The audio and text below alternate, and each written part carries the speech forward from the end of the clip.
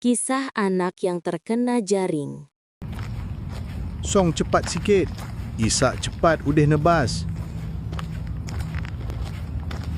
Andek udih nebes ita mandik sungai Som. Cerita lama yang hilang di telan usia. Kesoy ge ye. Santai loh. Udah ni, lanjut lagi. Dak, ada jembo. Bunyi siapa ya ni? Ambil je. Geyok endek set yang bunyi.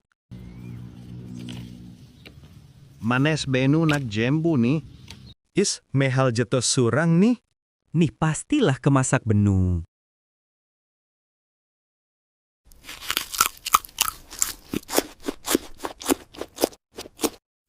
Mahal dok?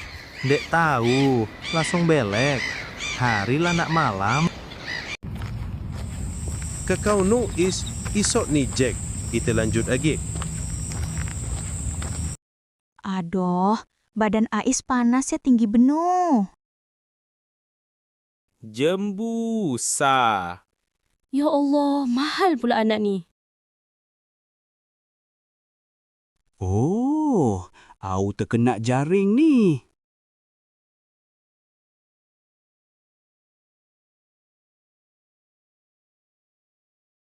Buik ni ya, Isak ndek tambah berat. Isok ite cubegi ke Pak Dul. Urang Abu Bin lebih faham mendekoh ni. Pak, saya nak minda ubat untuk anak saya ni.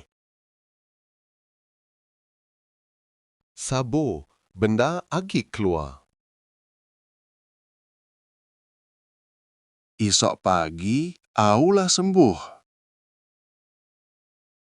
Alhamdulillah, badan asalah ingan sikit.